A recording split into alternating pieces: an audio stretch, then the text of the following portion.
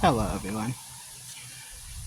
This is another video about the altars in the sacred space, but this is going to cover different kinds or different colors of salt, because around the altars in the sacred spaces, salt is always something that's really good to have.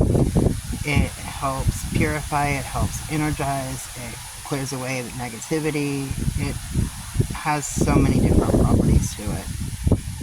So I'm going to go over a couple of different colors here and what they represent, and kind of a quick and easy way to make it. So we'll start with regular salt. The best kind of salt to use around the altar is either Himalayan salt or sea salt. And sea salt can be mixed with so many things to make these colors, so that's what we're going to include. So for green salt, in a mortar and pestle, blend sea salt and green flowers or herbs such as mint, dill, or basil. You can add a few drops of green food coloring. Blend ingredients together while focusing energy on your intention. And some ideas for its use. You can sprinkle it in each corner and over the threshold of your workplace. If you own a business, you can sprinkle some in the cash register as part of your weekly store blessing. For an online shop, you can sprinkle it in the inventory area or around financial records. Feed a pinch to a money drawing mojo bag once a week. Mix it into loose incense or liquid potpourri to enhance the magical intent. You can carry some in a small shaker and casually shake a dash under your chair at a casino, bingo hall, or anything like that for good luck. You can carry some in a small shaker and casually shake a dash under your chair if you are looking for a promotion, like if you have a job set up and you go in and you're sitting in the office and you're waiting on your boss to come in to talk to you about a promotion, sprinkle some of that under your chair. You can also use it with black salt to help bring good luck faster. And taking it a step further, you can create a sigil for money attraction, or if you're on the darker path, you can use Demon Boone. Use his sigil and he assists with money issues. You state the intention of the salt and call the spirit to enchant the request. You burn the sigil and place the ashes in the salt, and you store it in a cool, dry place. Now, blue salt. In a mortar and pestle, blend sea salt, blue flowers or herbs such as blue thistle or blue iris. You add a couple drops of blue food coloring if you need more blue to it. And while blending, once again, you focus your energy on your intent. And this protects against the evil eye and other random bad energies. For healing, sprinkle it under your bed, the bed of a child, patient, if you work home health or hospice. Blue salt is really good to have in the vicinity of the client. For justice, court, legal spells, put a small amount in your pocket or add a pinch to a friendly judge mojo bag. And you can also mix it with loose incense or liquid potpourri to enhance its magical intent as well. And use your imagination, because the possibilities are endless with this.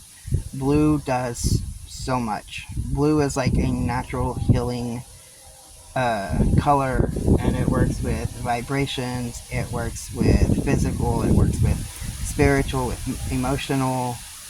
Like, blue is a good color to have on hand.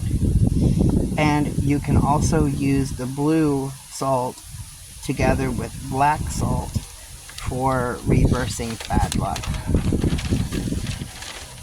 Now, red salt.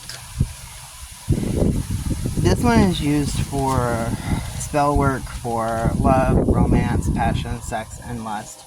since I do not do those kind of spells and stuff, I usually use the red salt for strength, courage, um, anything that needs a hero.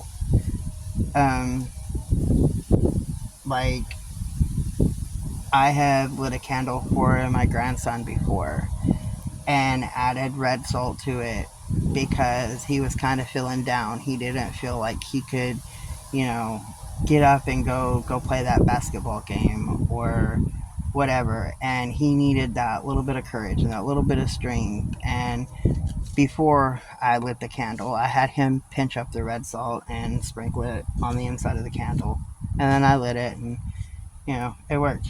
He went, he played, he had fun. So you can use the red salt for different than love and passion as well. You just kind of got to know your color coordinates and stuff with um, spell work. But once again, you use the sea salt, and you use red herbs and flowers such as cayenne pepper or paprika, and you may need to add some red food coloring to it. But you sprinkle a little bit under the bed, and that can add a pinch of hot chocolate or chili powder to spice things up. You can carry it in a mojo bag and add a new pinch a week to keep love strong. Mix into loose incense or liquid potpourri to enhance its magical intent, and carry some in a portable shaker and casually shake a dash under your chair at a bar or a club if you're looking for a good time. I don't really advise anybody to do this, but I mean, that's just me. You can if you want to, free will and all. Can also be used to add energy to other works. And that's what I was talking about, because the color red helps add strength and courage and passion. And I don't mean like sexual passion. I'm talking like passion for your job, passion for, to go out and do something. It works with encouragement. Red has a lot of properties to it as well, besides the sexual stuff. And you can use the red salt with the black salt for reversing or turning a spell back to a sender. Now, purple salt. This one is highly specialized for spiritual work. In a mortar and pestle, blend together sea salt, purple herbs and flowers such as lavender or lilac, and purple food coloring. You can use 2 spoons of salt per 1 spoon of everything else.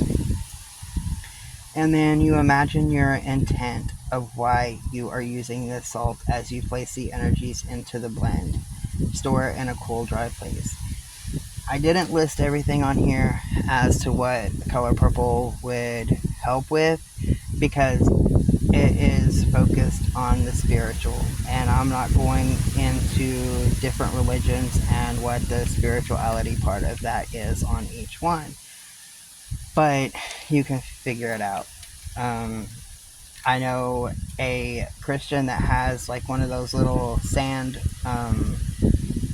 things where you do like the sand designs and stuff, and it's like a little tiny necklace for a little bit of sand in it, and it's in the shape of a cross, and she wears that cross everywhere.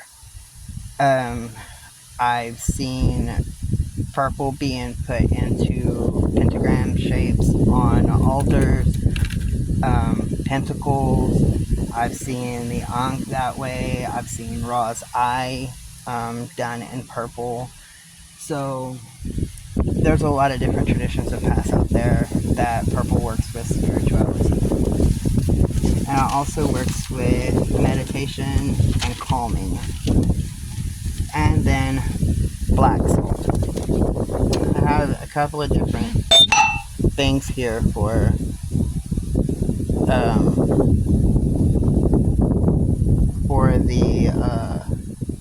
black salt. The easy one would be 2 parts sea salt, 1 part scrapings from a cast iron skillet or a pot, 1 part fine ash from a fire pit.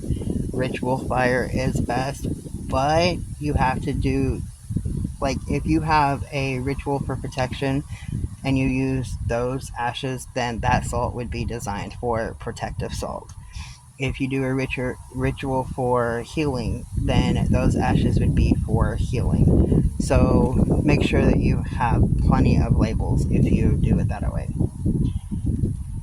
So black salt is for a more advanced version of it.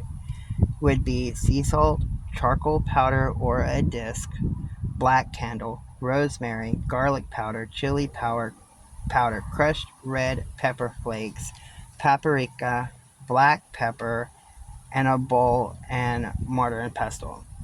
You can also have black stones or crystals that surround it, the frankincense incense, and the dragon's blood incense.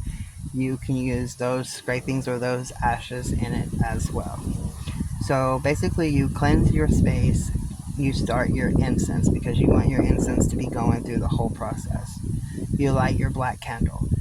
You use the mortar and the pestle and grind the charcoal. If it's in a disc, you have to work for it. If it's already in a powder, then you can just add it.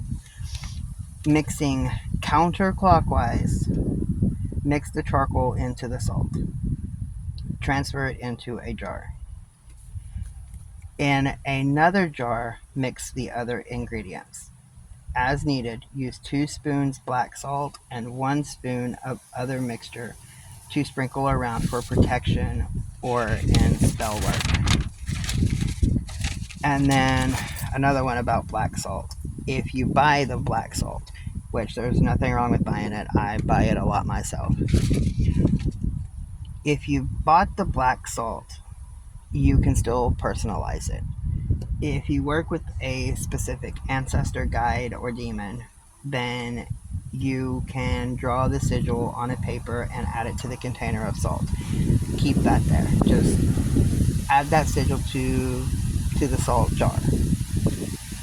Now, as you go to use, bits and pieces from your black salt that you've already purchased, you can consecrate it with incense or smaller containers.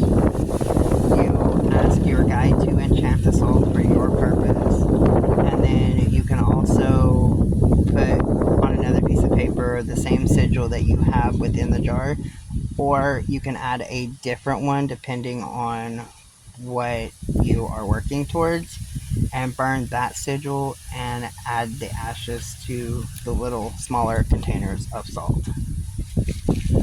Now, to get rid of used black salt. Some people just literally wipe it off the altar and sweep it up and throw it in the trash. I personally don't recommend that because then it gets tracked around and healing gets mixed up with protection, and you risk a whole bunch of stuff. But you can bury it in a distant place from your living or your workplace. You can bury it at crossroads. You can bury it in a cemetery. That's usually what I do. You can cast it into the wind, or you can blow it into the 4 directions at a crossroad. I've also done that. The technique that I used was literally just kind of like what you do with cremation ashes, but just a handful of the salt in all 4 directions. And then I didn't have to bury anything because it all went in the air. But all 4 directions get the salt equally. And if you have had, let's say, 4 different things that you've done, you might have black salt, red salt, green salt, and purple salt. There you go. You've got your 4 corners to get rid of the salt at 4 different directions. You can also throw the salt into a fire, but then you have to bury the ashes. And you can cast it into living water. By living water, for those that don't know or are new to this, when you hear a witch or anybody that practices any type of the craft. When we talk about living water, we mean creeks, streams, ocean, not so much like a pond because those pretty much just stay still. But a lake is kind of a good option because it does run through streams and, it has its little crevices out and stuff. But streams, rivers, and oceans are usually the main three. Creeks work great. Depends on your area and where you are, what you have. But when you are disposing of it, you don't necessarily want it to quit working. So if you throw it into water, it's not going to make it stop. If the water is rapid flowing, like right at a waterfall or, really fast going downhill downstream, then that can actually speed up the energies associated to the work that you had done. But if you put it like in a little shallow creek where it's just kind of trickling through, that's also a good disposal method because the energies of the creek will make it work slow but steady. And sometimes that's what is required by different spells and rituals. So, I hope somebody learned something about this because salt on an altar and in any type of practice is very, very important. And different salts do have different properties. Blessed be.